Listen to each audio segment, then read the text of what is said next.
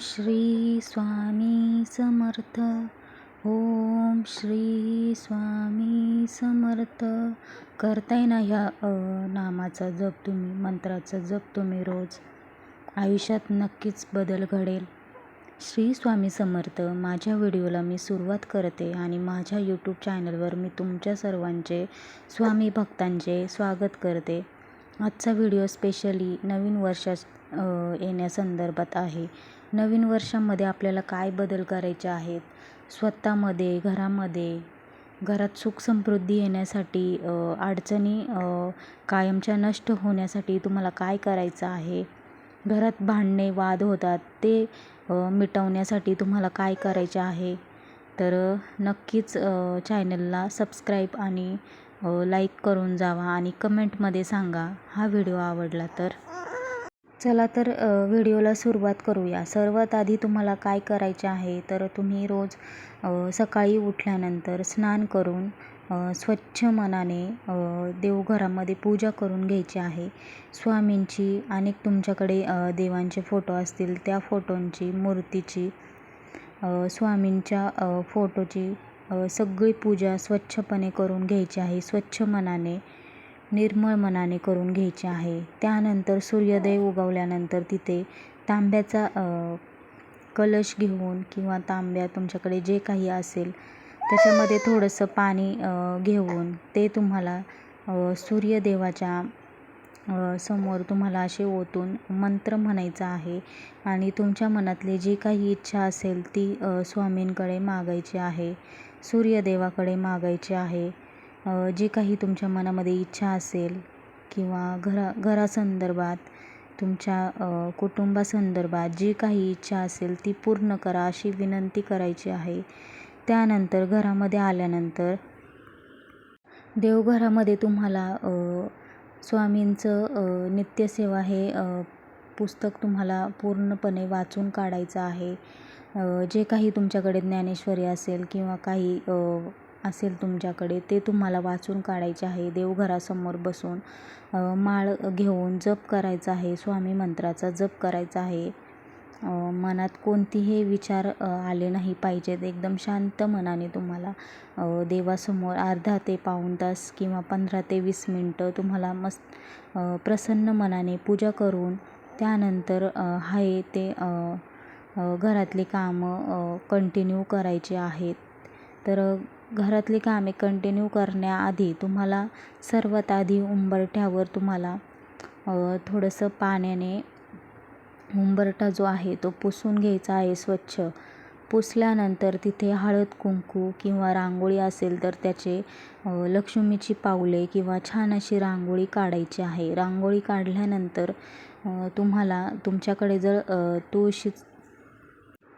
तुळशी वृंदावन असेल तर तुळशी वृंदावनामध्ये तुम्हाला अगरबत्ती लावायची आहे आणि तिथेसुद्धा तुम्हाला पूजा करून 5 ते 10 मिनटं स्वामी मंत्राचा जप करायचा आहे. त्यानंतर वृंदावन जे आहे तुळशी त्याच्या भोवती तुम्हाला गोल ह्याच्यामध्ये रांगोळी काढायची आहे.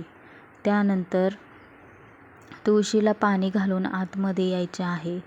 तर पूजा वगैरे तुमचं सगळं आटोपल्यानंतर प्रसन्न मनाने घरातली सगळी कामे केल्यानंतर फरशी पुसण्याच्या वेळी त्याच्यामध्ये थोडंसं मीठ टाकायचं आहे आणि पूर्ण घर स्वच्छ करून घ्यायचं आहे. छान घर स्वच्छ झाल्यानंतर तुम्हाला धूप जाळायचा आहे घरामध्ये. धूप जाळल्यानंतर ते घरामध्ये पूर्ण दिशेला तो फिरवायचा आहे.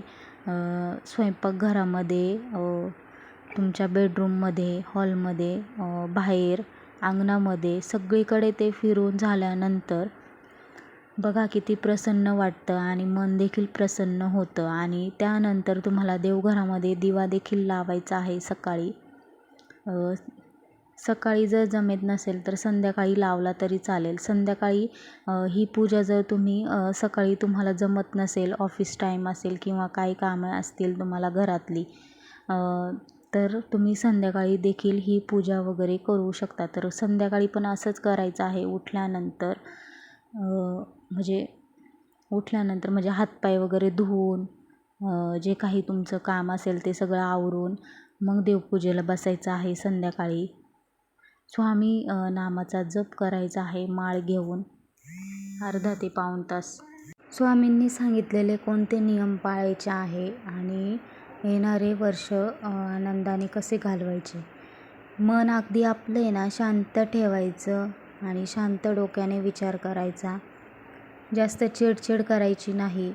आणि जर जास्त चिडचिड होत असेल किंवा बाकीच्या काही अडचणी असतील तुम्हाला तर काय करायचे आहे, तर सकाळी लवकर उठून ये ना आणि स्वतःमध्ये काय बदल करायचे आहेत तर चला बघूया.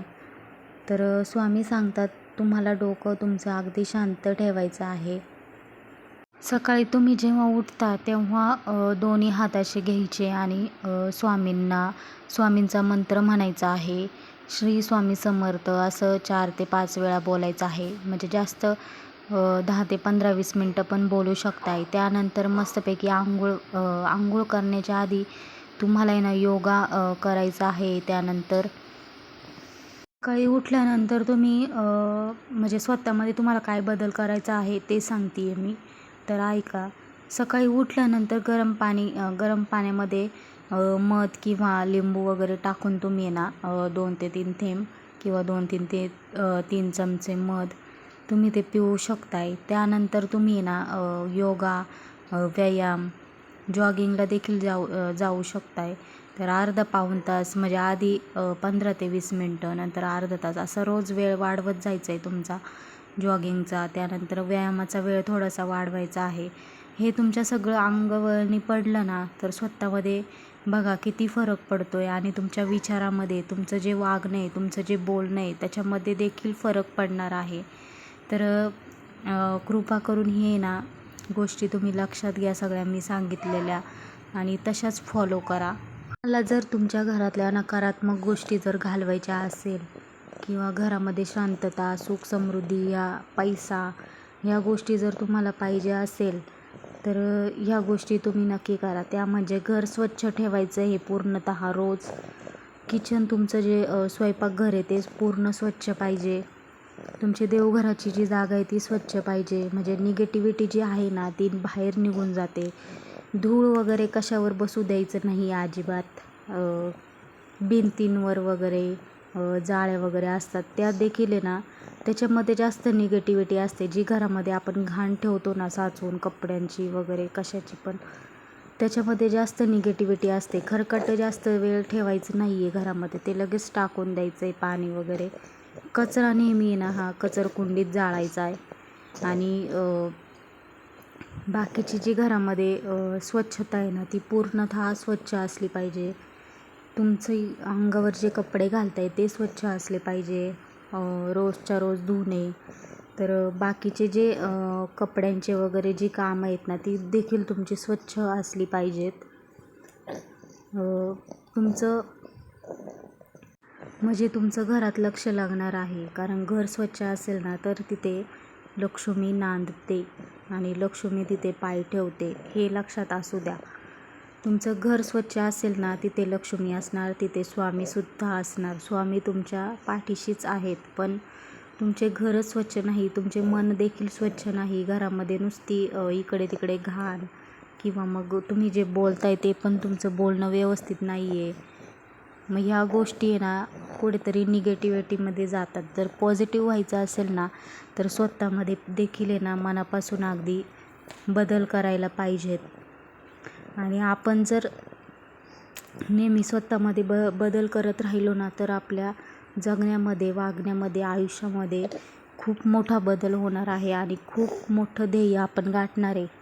तर माझ्या घरामध्ये जर सांगताना माझा अनुभव, तर माझ्या घरामध्ये ना आधी म्हणजे असंच व्हायचं. म्हणजे खूप निगेटिव्हिटी आणि पैसा टिकत नव्हता, खूप साऱ्या गोष्टी व्हायच्या. पण मी जेव्हापासून आहे माझ्या स्वतःमध्ये बदल केले, घरामध्ये थोडेसे बदल केले, देवघरामध्ये थोडेसे बदल केले, तर अगदी ना अगदी म्हणजे सुख नांदते माझ्या घरामध्ये. आणि स्वामींची कृपा आहेच माझ्यावर आणि माझ्या पाठीशी आहेत माझे स्वामी. त्यामुळे आणि तुमच्या देखील पाठीशी आहेत स्वामी. पण तुमच्या घरामध्ये आणि तुमच्या मनामध्ये जर निगेटिव्हिटी असेल ना तर स्वामींना स्वामी तुम्हाला त्यांच्या मनात काय ते पाठीशीसुद्धा राहणार नाहीत.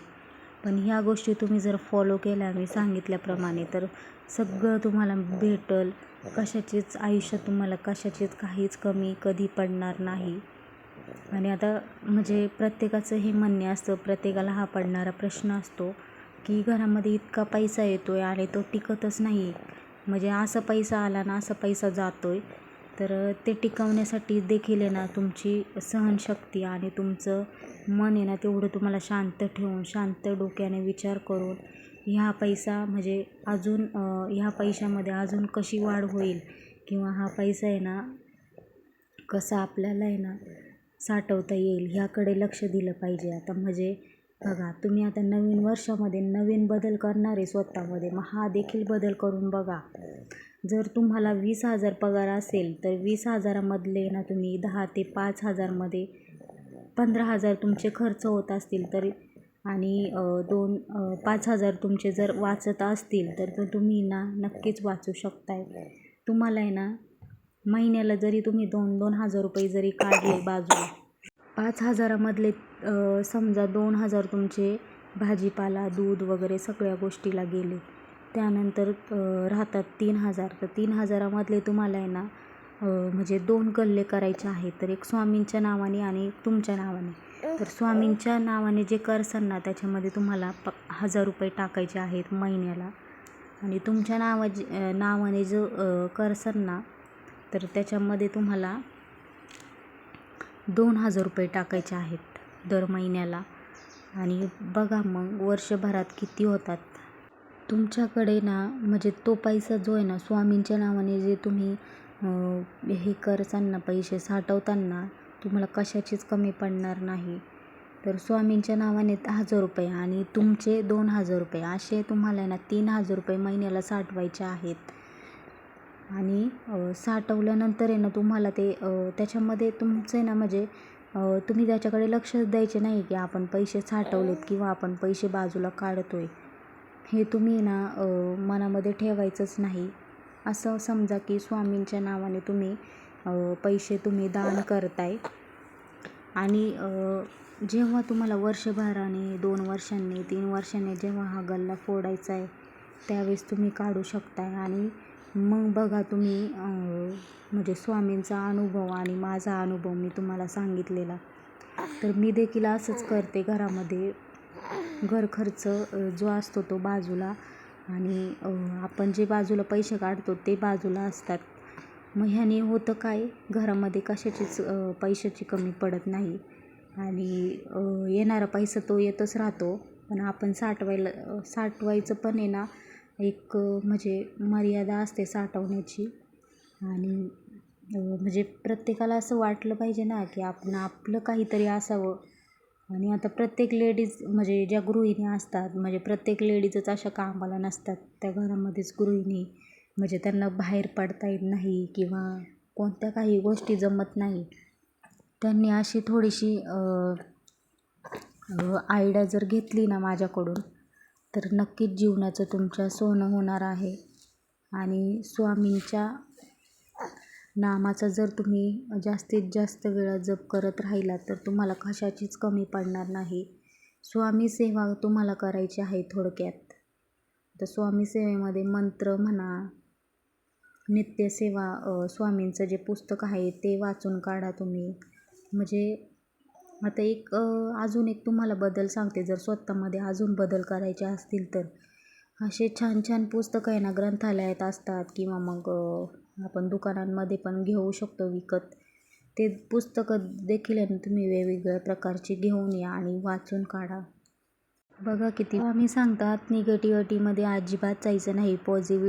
म्हणजे पॉझिटिव्ह विचार करायचा आहे नेहमी, चांगला विचार करायचा आहे. जर तुमचं चांगलं करायचं असेल ना तर नेहमी माणसाने ना चांगला विचार करावे.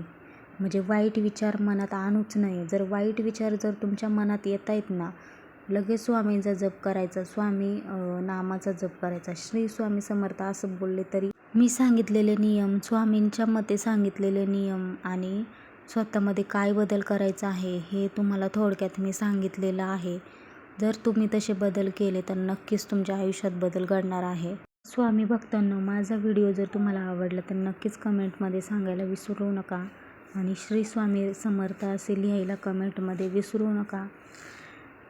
माझे व्हिडिओ जर तुम्हाला आवडत असतील तर नक्कीच सपोर्ट करा. भेटूया नेक्स्ट व्हिडिओमध्ये. तोपर्यंत बाय.